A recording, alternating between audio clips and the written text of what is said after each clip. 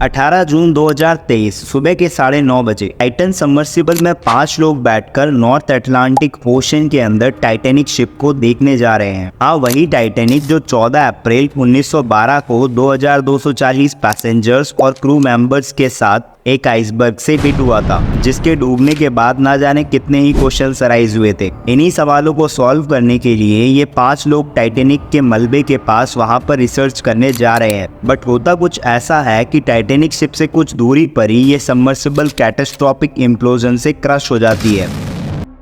Possible that the 5 people on board the Titanic submersible that exploded didn't die instantly as was इस news को सुनकर हर कोई shock था, क्योंकि ये टाइटन सबमर्सिबल कोई पहली बार टाइटैनिक को देखने नहीं जा रही थी। इस सबमर्सिबल ने 200 से भी ज़्यादा डीप सी डाइव और 14 एक्सपीडिशन सक्सेसफुली की थी और ये सबमर्सिबल टाइटैनिक के पास अब तक 14 ट्रिप्स कर चुकी थी। तो इस बार ऐसा क्या होता है जिसकी वजह से ये इम्प्लोजन का शिकार हो गई। 2 करोड़ 5 लाख की एक सीट होने पर भी क्या सेफ्टी फीचर्स पर बिल्कुल भी ध्यान नहीं दिया गया? सब कुछ जानेंगे डिटेल में, वीडियो को लास्ट तक जरूर देखना।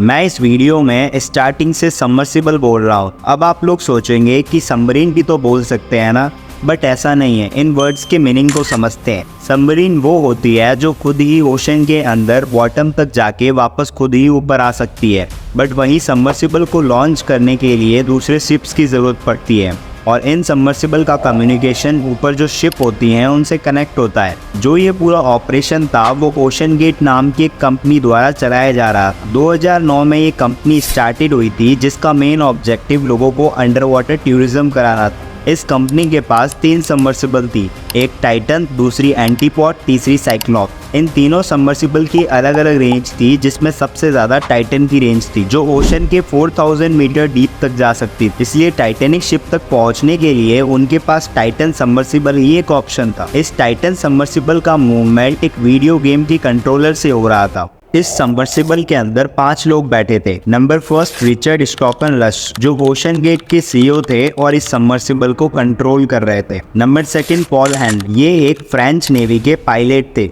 जिन्होंने नेवी के रिटायरमेंट के बाद आरएमएस टाइटैनिक नाम की कंपनी खोली थी और ये टाइटैनिक रैक के पास 37 टाइम्स बार जा चुके थे।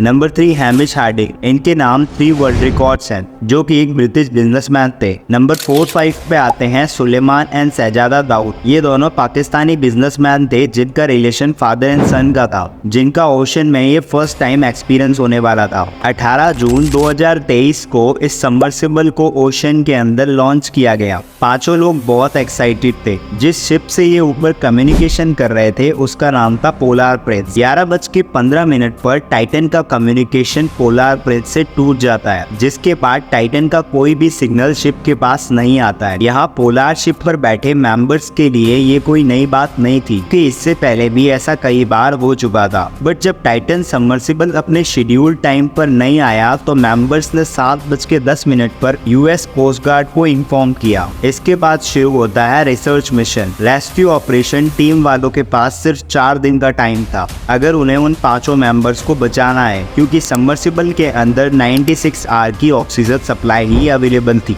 रेस्क्यू ऑपरेशन में एयरक्राफ्ट, मशीन, शिप सब लोग टाइटन सबमर्सिबल को ढूंढने में लगे हुए थे। फिर 22 जून को आरओवी रोबोट मशीन, जिसे ओशन के अंदर टाइटैनिक शिप से 500 मीटर की दूरी पर कुछ टूटा हुआ दिखाई देता है, जिससे ये पता चलता है कि इस सबमर्सिबल पर ज्यादा हाई प्रेशर लगने की वजह से इसका इम्प्लोजन हो गया है और उन 5 मेंबर्स की कुछ मिली सेकेंड में ही डेथ हो गई है। ये वीडियो अभी रिसेंटली आई है, जिसमें टाइटन का पीछे वाला पार्ट ओशन में अलग पड़ा है, जिससे पता चलता है कि टाइटन का इम्प्लोडेड होने वाला फ्रंट पार्ट था। और दूसरी वीडियो में आगे वाला हिस्सा भी बताया गया है, जिसमें हालात आप देख ही सकते हैं। तो चलिए अब जानते हैं किस रीजन की वजह से ये कैटास्ट्रोफिक इम्प्लोजन हुआ। फर्स्ट ऑफ ऑल हम आपको बता दें, ये एक एक्सपेरिमेंटल सबमर्सिबल थी। कंपनी ने इस सबमर्सिबल को बनाया भी ज्यादा प्रॉफिट लेने की वजह से था। जहां मोस्टली सबमर्सिबल में 2 लोगों के बैठने की जगह होती है, वहीं इस टाइटन के अंदर 5 लोगों के बैठने की जगह थी, जिसकी वजह से ज्यादा पैसा छापा जाए। और फाउंडर की गलती ये भी थी कि उन्होंने इस सबमर्सिबल को सिलेंड्रिकल शेप दी थी, जो कि अनइक्वलाइज थी।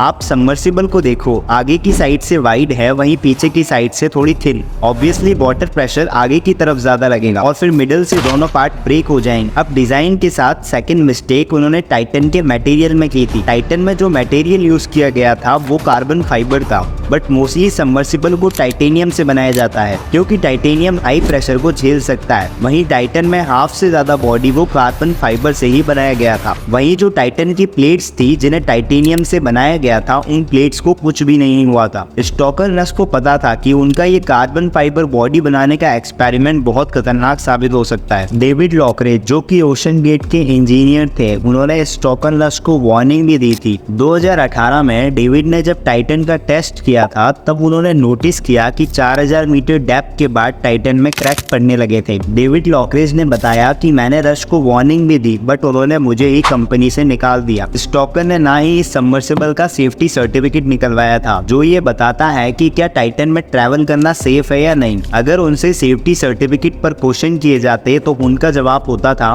कि ये प्रोसेस इनोवेशंस के बीच में ऑब्स्टिकल्स हैं। स्टॉकर रस ने सर्टिफिकेट की जगह प्रोटोकॉल ऐड कर दिया जिसमें जो भी लोग इस सबमर्सिबल के अंदर बैठेंगे उन्हें एक डॉक्यूमेंट पर साइन करना है जिसमें ये लिखा होता है कि ये सबमर्सिबल किसी भी सेफ्टी सर्टिफिकेट से अप्रूव नहीं है। वहीं जेम्स कैमरॉन जो टाइटैनिक फिल्म के डायरेक्टर थे और उन्होंने टाइटन की बॉडी पर सवाल किए और स्ट्रांगली अपोज किया टाइटन की सेफ्टी फीचर्स पर। जेम्स अभी तक 33 टाइम्स टाइटैनिक शिपरेक के पास जा चुके थे, तो आप सोच ही सकते हैं वो कितने एक्सपीरियंस थे। इन्हीं सभी पॉइंट्स के अकॉर्डिंग रिसर्च के सामने ये आया है कि ये सबमर्सिबल कैटास्ट्रोफिक इम्प्लोजन की वजह से इम्प्लोडेड हो गई। ओशन गेट के फाउंडर ने ना ही सबमर्सिबल की क्वालिटी पर ध्यान दिया, ना ही पैसेंजर्स के एक्सपीरियंस पर, और डेविड लॉकरेज की वार्निंग को इग्नोर करना और बिना सेफ्टी फीचर सर्टिफिकेट के ट्रैवल करना, इन सब नेगेटिव साइड्स के होते हुए भी कंपनी और पैसेंजर्स ने इसमें ट्रैवल क्यों किया।